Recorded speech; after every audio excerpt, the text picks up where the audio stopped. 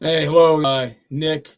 With us today is the 2nd of February, Wednesday. Cold, snowy day in the Midwest. Got a lot of inches so far. We're going to get more snow. That's just kind of how it goes when you're in the Midwest. Seattle did hit with some snow earlier, a month ago. So, anyways, talk about some things. Cracking the real estate code. I keep hearing this. It's such a bunch of crock. There is no code in real estate. There are no secrets in real estate. The only thing is financing, unless you're buying cash, financing in small deals when you write up a contract. That's it. The rest of this cracking the code stuff, I keep seeing it everywhere.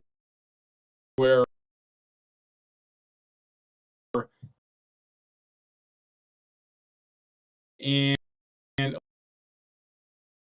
a lot of it's just a bunch of crap. I've owned so many hundreds and hundreds of properties, and that's all over the board.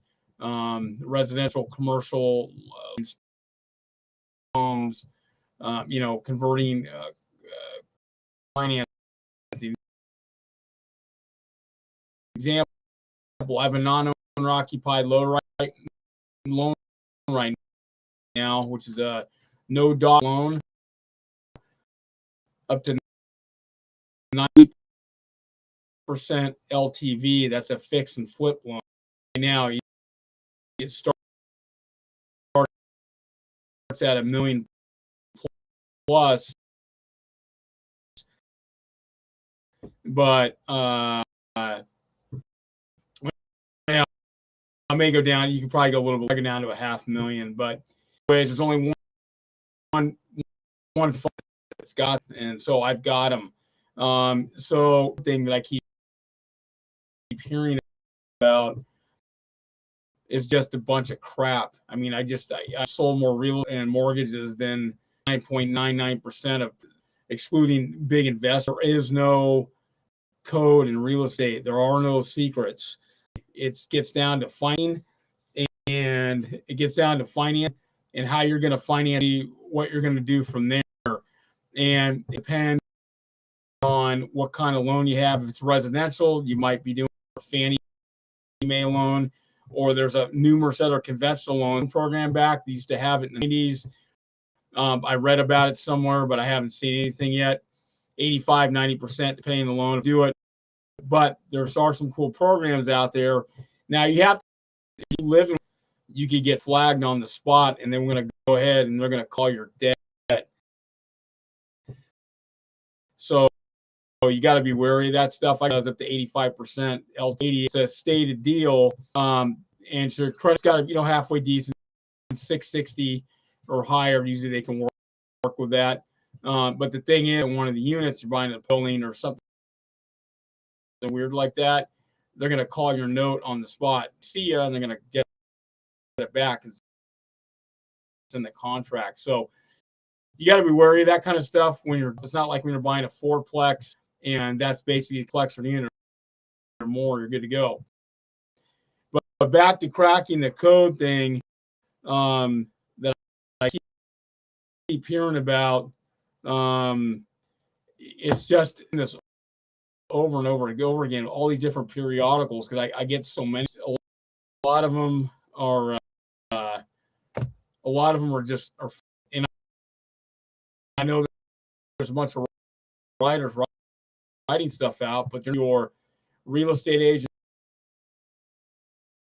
that's writing up the deal, and basically what kind of deal they're on, basically the different forms that the multiples have, just in sale form, your major can be anywhere from 3 to 7 page financing addendums that you may have 4 pages long, addendums, additional section addendums that you may have to add, maybe time constraint addendums that you may add. There's all kinds of stuff. You may have just regular addendums that you're going to add. Most of other stuff too, addendum stuff for utilities, when the title addendums, escrow addendums, they have them. I mean, there's just a lot of stuff. Some of it's on the first page. Some people add it. Add more stuff in when they're doing it on blank addendum, excuse me. And when you're putting it in sign, it's the same thing. Could be changes. A lot of people do DocuSign because of the COVID thing, but I'm also basically have the documents full, and I want to go ahead and send them to them and let the client basically scan it and send it back.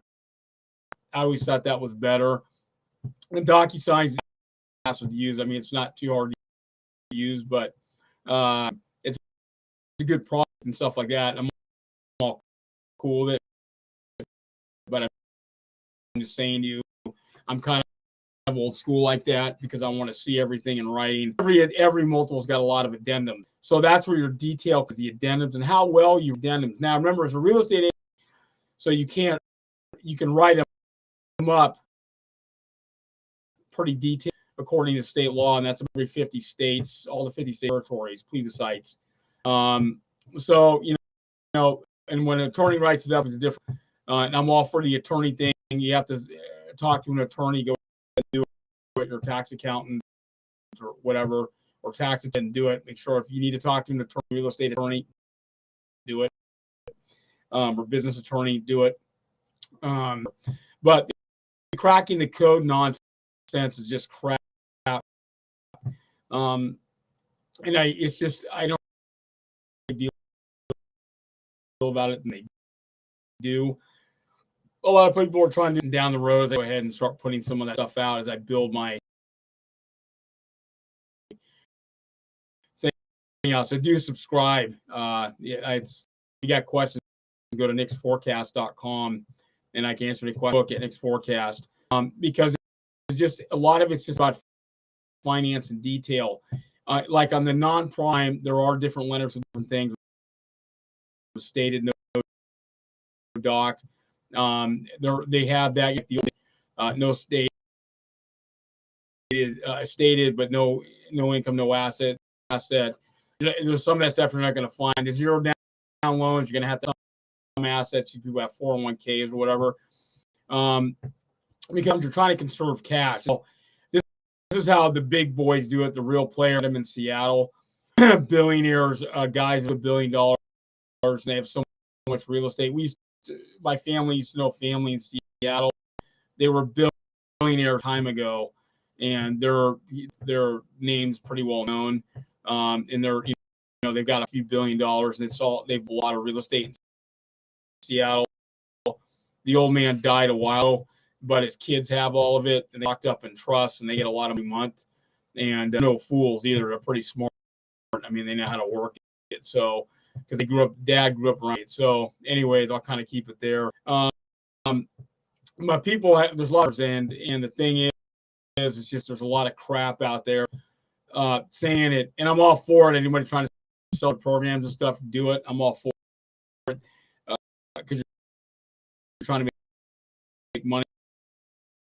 So I'm all for that. So when you're talking to your broker, don't talk to a bank. Talk to the credit union. Maybe don't talk to a bank because bank appraisers suck. Most credit appraisers are mixed. So it's kind of a mixed bag. The credit union, you need the president of the bank or the executive vice president for mortgages and lending or whatever other stupid term they have it under. Mortgage broker is the way to go. Grant Cardone was talking about the other day about some stuff, and he was saying, he's got different mortgage brokers or something like that. I'm all, yeah, that's cool. And I heard that's a good thing to have, especially when you got that kind of cash. You're doing stuff that nobody's doing. So there's no code to crack. There are real estate. You basically conventional loans for rental. HA is not a non-loan as people try to make it bet off, and everything went to crap in 2008, 9, and 10 because there's no loans left. a bigger figure, 90 for 90. It's probably now 90, but you still have a chunk out there where they're lightening up a lot. There's a lot right now because you've got this giant debt bomb that's going to. They need to raise the interest rates like points, and yeah, it may slow the economy some, but the housing market will loosen it up better and easier for people to buy. Now, I had somebody email me something because I was talking about this one area, Seattle and Ravensdale area. They are building the project out. I heard they had problems. I heard they got built, but I heard they're running into more problems, environmental problems. This big company is putting it up.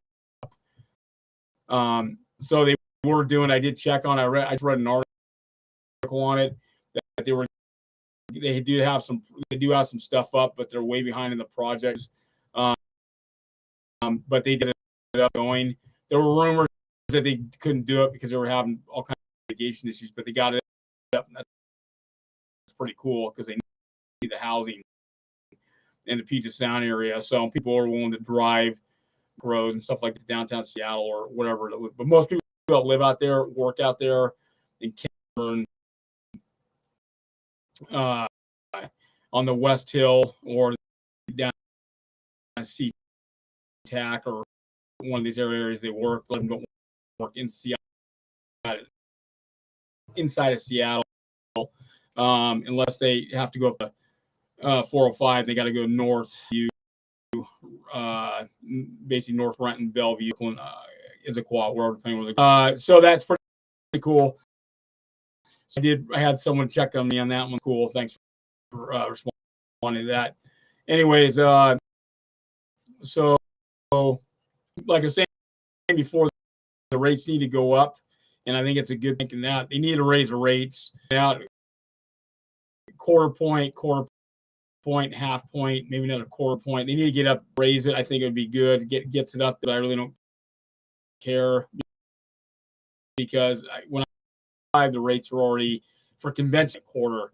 The other loans, the subprime loans were 8.5, not, and be anywhere from 12. We used to run. Are some states in California that do have some are doing foreclosure bailouts in certain areas because not every area is West Los Angeles. There's a lot of inland areas that the market than in high end areas. That's just how it is. It's just kind of the way it goes. So because it'll cool the markets down, especially in the West Coast and some parts of the East Coast, it'll cool it down a lot. Good thing, and it'll make it better for people to go home. Because there was a house over in Bellevue, which is a really high area. A lot of multimillionaires and billionaires. A lot of the companies are there. The micro spinoffs and Amazon. Well, the Amazon's in Seattle, but they've got a big new office they're opening in Bellevue. Well, they got a couple of them, but they're opening another one recently. Are going to new building. And you got a bunch of other tech over there. But there's one area, what they call the north part of the price was this, and I won $1 million over asking for it cash. So it shows how nutty and people doing whatever they got to do because they're playing an emotion. So they're not thinking rationally too much. And I understand because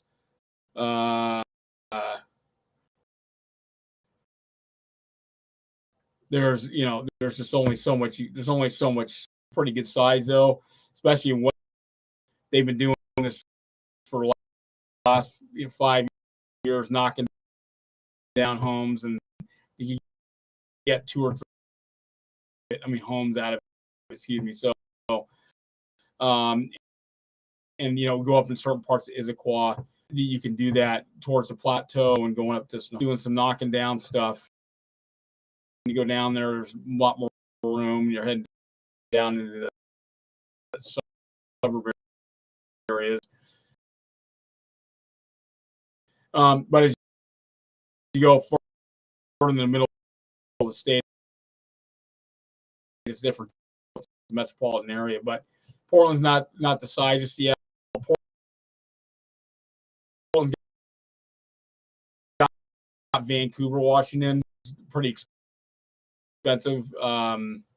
It's a good hour, 45-minute drive, depending on traffic. So it's just one of the things where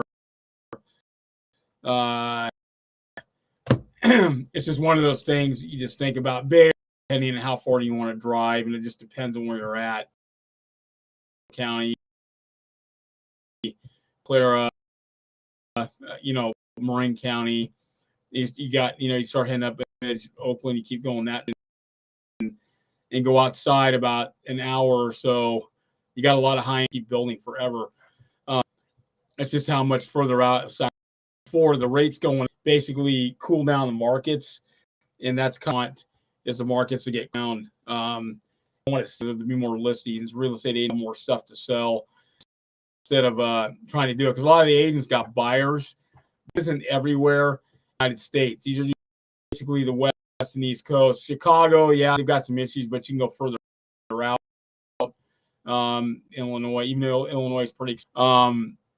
There are areas, especially when you cross St. Louis, the bridge, East St. Louis, and you go over into Illinois there. But it's the Midwest. It's a different deal. Like, you got bad weather today. We got 8 inches of snow, depending on where you're at. We're getting another 6 inches. So, a lot of people don't like the weather, and that's rates are subjective. So just look at it like that. Now, I was saying cracking the code, which is a bunch of crock. A lot of it, you get a real estate agent. If you're going to do it, most deals are done with real estate agents. So a lot of them are mortgage brokers. Most people finance, and that's it. Investors, the major player investors, the billionaires, stuff like that, they don't want to use their money. They want to use pull a Julius Caesar. Julius Caesar used the Roman Empire's money, the finances, wars, and whatever else he's doing. It's the same principle here in real estate. Use the least amount of your cash and use the bank's money, quote unquote, to go ahead and finance your stuff. And that's how the world ones are made and people get rich. So, that's what you're trying to, and you're trying to work deals. And also too, like doing the seller carrybacks, another good way. Moving notes. One day I'm gonna get back into the movie notes and a lot more detail, how to work the seller carrybacks to do it, because there's a lot of areas where you can do that, where sellers will take contracts and you can do it. These auctions are coming up. They'll be up in August, so you guys got time. August to September, usually in most states in the United States. And these are areas you can exploit. Yeah, you could go to the regular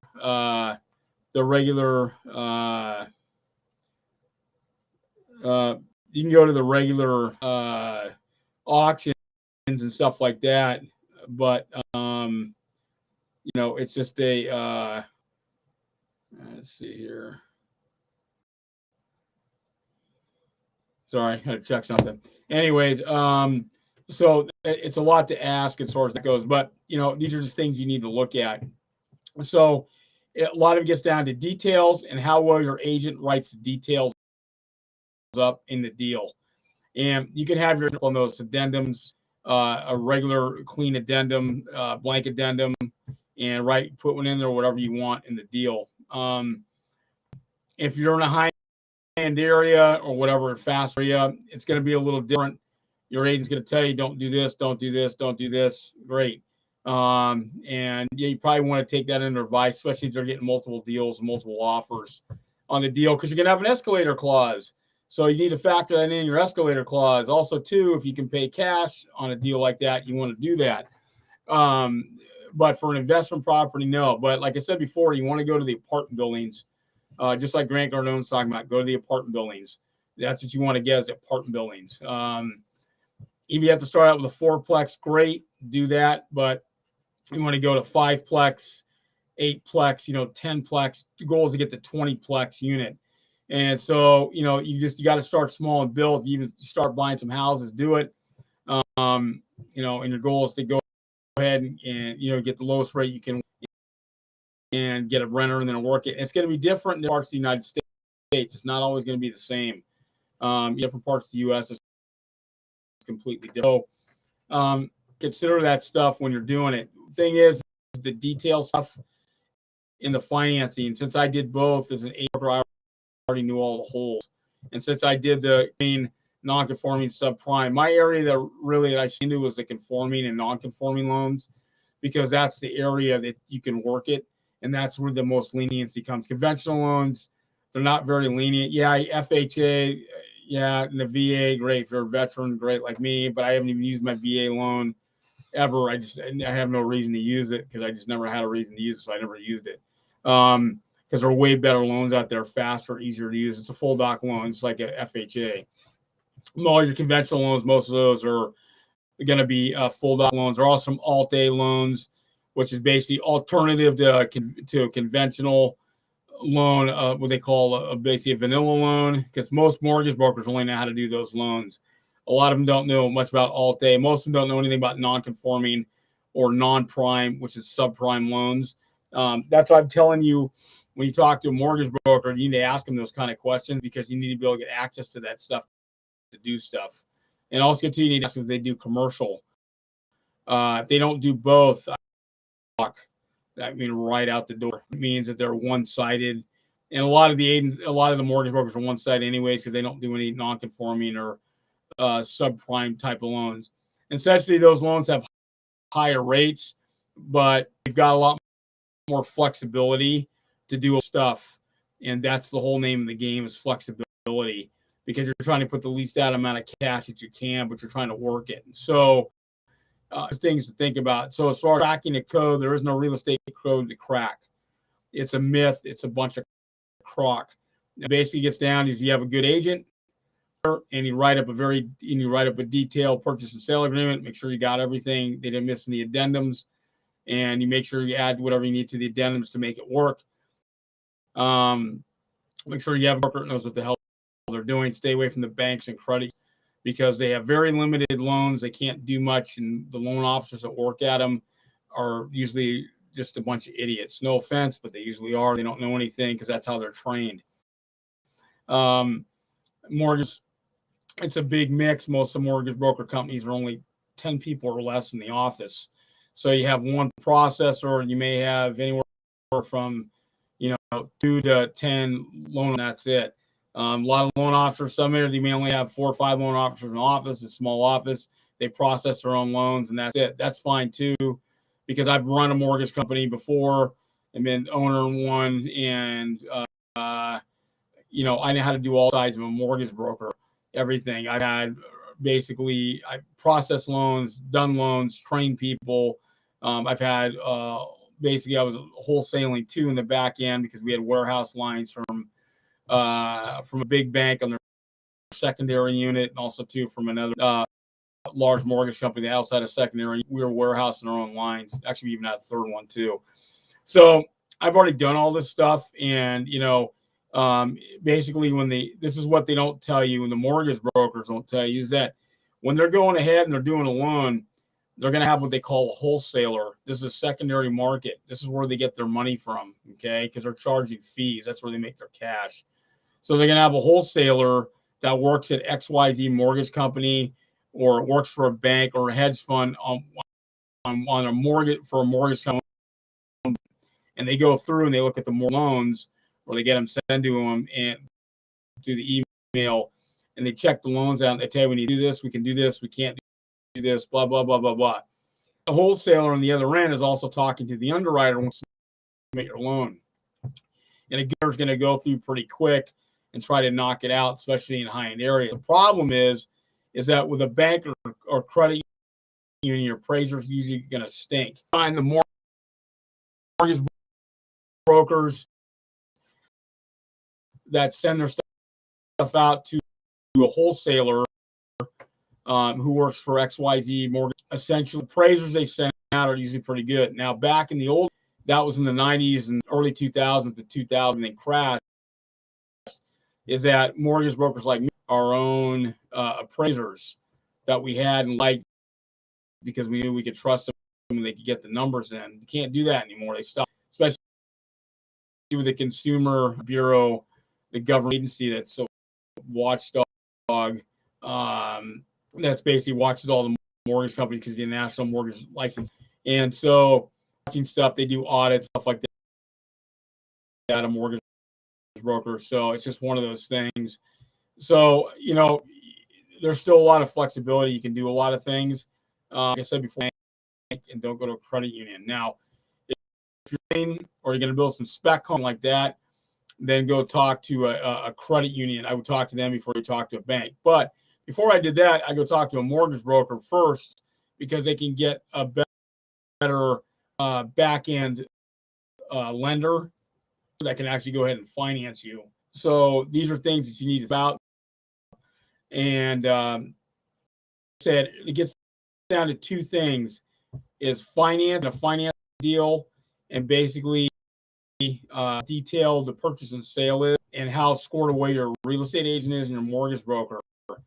Those two things are going to make you successful in putting the deals together as you put more and more deals together. So that's it in a nutshell. So anyway, if you got any questions, nickforecast.com. You can email me. Go to Facebook at nickforecast and go